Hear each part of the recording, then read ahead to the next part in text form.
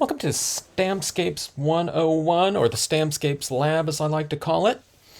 This is a almost half-page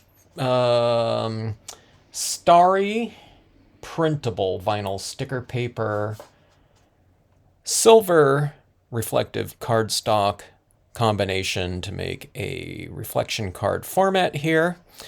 And I said almost half page because I've cut off about half an inch up this way. So instead of this being 5.5 by 8.5, 8.5 by 11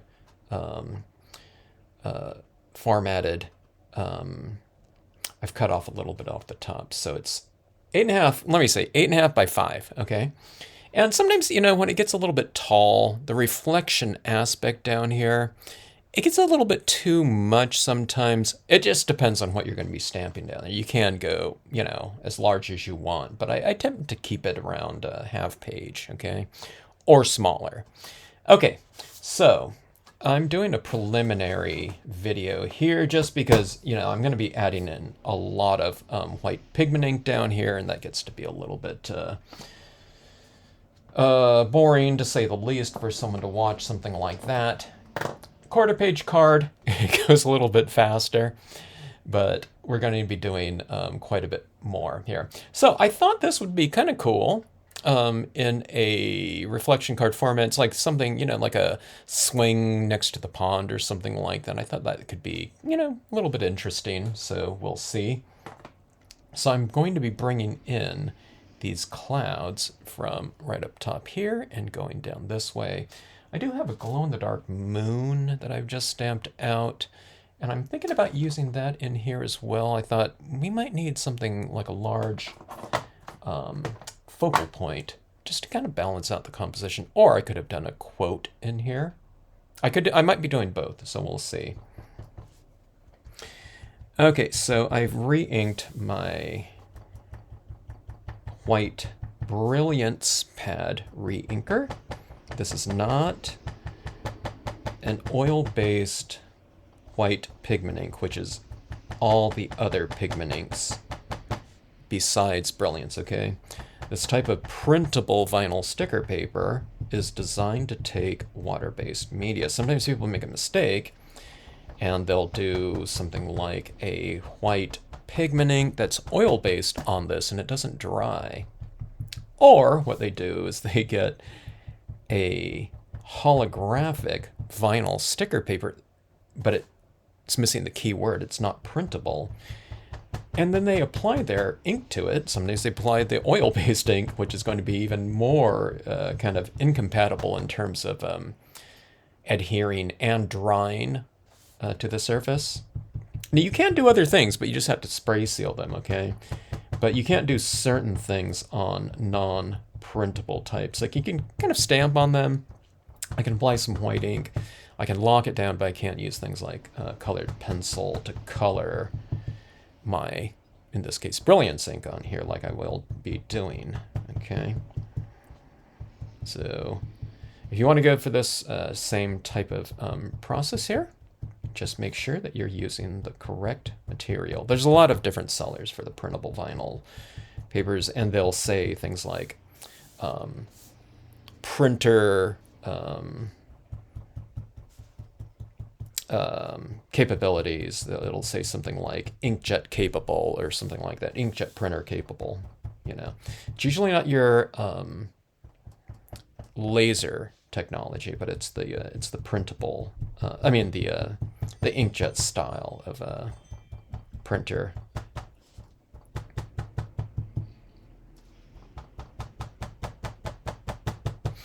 Okay, I'm going for this kind of varied type of surface right here. It gets a little bit chunky, to say the least. I'm not worried so much about getting like a super even application on here. It does get very, kind of blotchy, I would say is the key word, okay?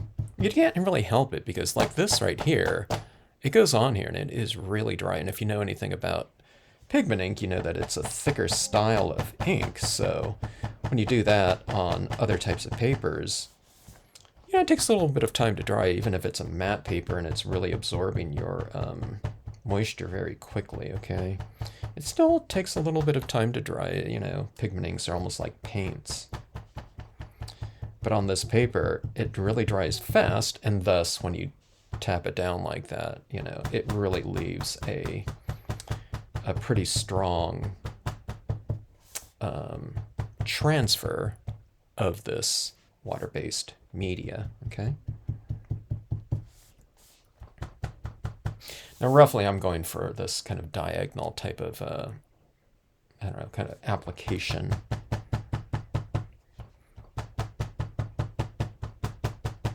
We're going to be smoothing things out here with other types of media. We're going to be stamping things over the top of it, so that's why I'm not really concerned about a really smooth application. I mean, I don't want to have like this big, huge chunk of paint, you know, pigment ink right here and barely anything around it, you know, but having all these kind of blotchy areas in here like that,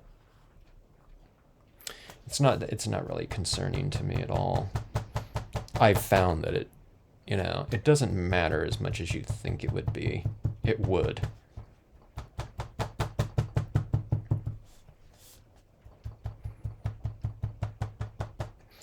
Okay. So I have this kind of little peekaboo area for this sky up here.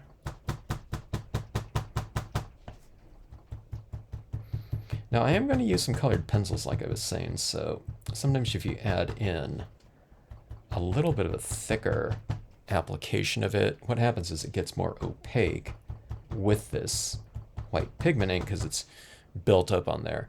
And sometimes when you add a little bit more, it really dries on here and it gives your colored pencils something a little bit more deeper to grab onto. It's like a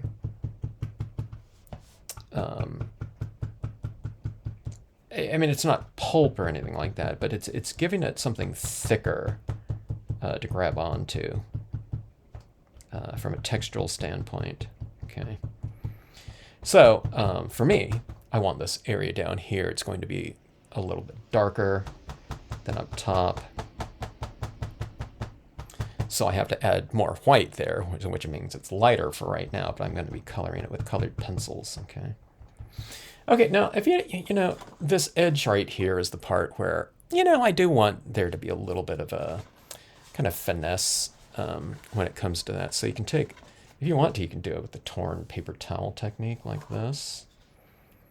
And you can add in something like this. I kind of move my paper towel around a little bit so it's not just so set. And see, I'm kind of going up here a little bit too. So I've added a good amount down. And then I kind of soften up that edge by going up there a little bit. You see right there? So it's pretty firm. You can see it right there, but then I go above it a little bit. And that makes that cloud kind of glow a little bit more. And I can add some in here like so.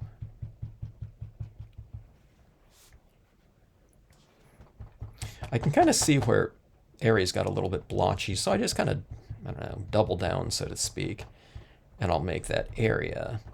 See, there was a little bit of a thicker thing, so I just added a thicker thing to it. Now see right here, there's these, you know, thicker areas right there, so I can just go right over it. Instead of just trying to blend it all out, I'm taking advantage of it, and I'm making like a thicker little billow.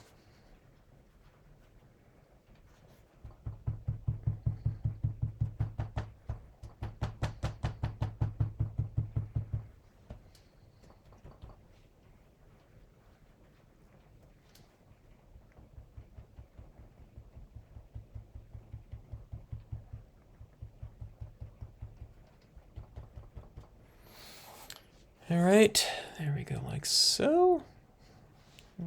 Go up here a little bit more. I don't, I never plan these out because it's really hard to, you know, totally come up with a, a super defined strategy how you want your clouds to be. I just kind of look at it again, and I just kind of read it as I go and try to, do a little blending and building like that.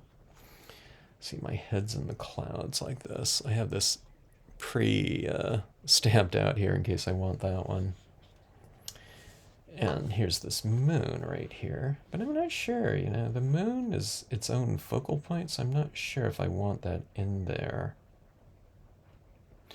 But it looks really good reflecting down in this lower section. Okay, let's take a look here. And you can see how those clouds are going to look. Okay, now I'm going to have that girl kind of right in here. So I'm looking to see if I have enough of pigment ink back there. I think I do. Let's do this too. We have a lot of open area up here, and I'm going to put in some additional clouds coming from up above.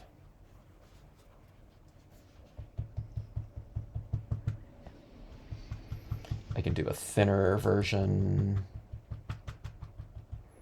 meaning not as much white.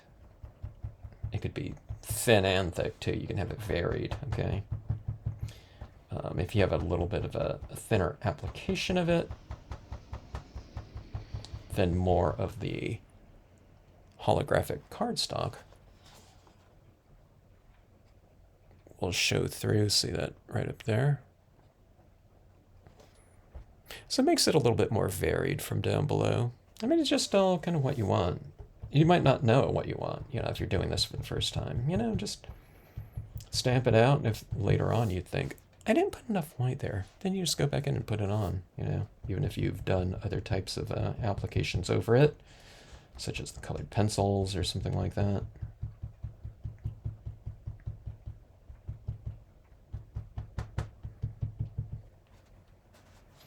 In this area down here, like I said, I'm going to make it a little bit darker. It's not all going to be clouds, so I'm going to put some like grassy terrain right in here. Although that does look pretty cool where the clouds are just right on the horizon like that. It'd be good for another, type of scene. Maybe I'd stamp those horses or something like that running in here. Ooh, that would be a pretty dramatic one, I think. Okay, so I think that is a pretty good stopping point with this. Maybe I will add on a little bit more here. You might read as kind of like some, that light edge of the cloud or something like that.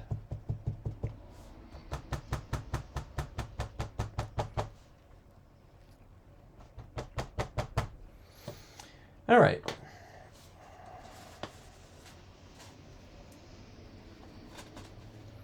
Now, the thing that I don't know, whatever, experimented with yesterday was adding in a few extra textures. So you can see where I've added in that thicker billowy one. Now I can kind of block that out, and I can add in a little bit of tone underneath it, okay? Well, I don't know, not underneath it, I guess next to it. And we can do that with colored pencils, but I started it off with some dye-based inks. I think the dye-based inks gave it a little bit more of a...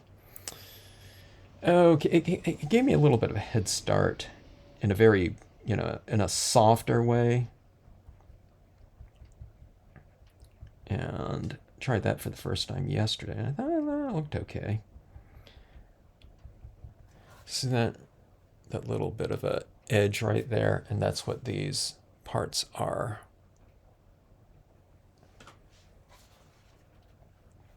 Okay, let's see.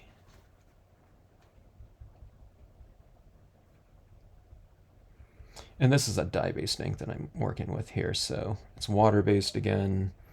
Water-based in the water-based applies, pretty well.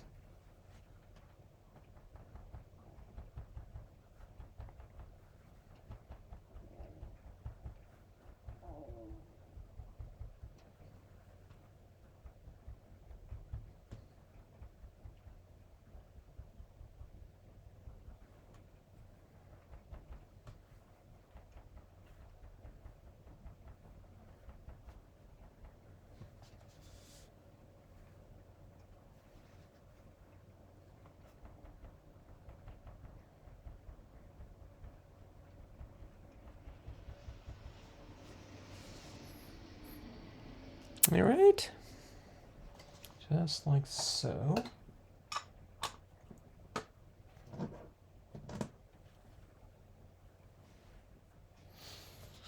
Now, I think what I'll do is I'll go in and add those additional elements in here, and we'll see what it looks like. So, what are we at? The 15-minute mark, 16 minutes. So that's not too bad in terms of a preliminary here, in a fairly large format piece right here. Now we have the impressions to go. We'll be adding some impressions down here with the stays on ink, but a little bit of toning and everything up top here with some grassy kind of shoulders here on the this little pond that she's going to be swinging over. Let's see here. I'm still kind of wondering a little bit if that's enough white pigment ink in there. This is really shallow right here. You can see all those stars, and I just don't want all those stars to be showing through the body of the character, our girl swinging. So maybe I'll put on a little bit of extra pigment ink right in here. Actually, that looks pretty good. So we've kind of gone down in these areas with a little bit of blue. No, I'm actually going over that blue with a little bit more white. I think it looks like it's kind of blending it into the scene a little bit better too. Again, kind of the first time I did that ever was yesterday, so still learning.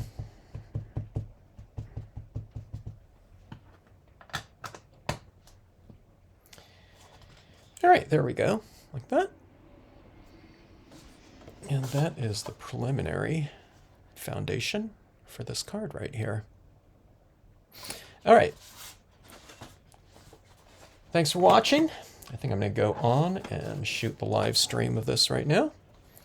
And we'll see if anyone's around that wants to and can log on to the stream. All right.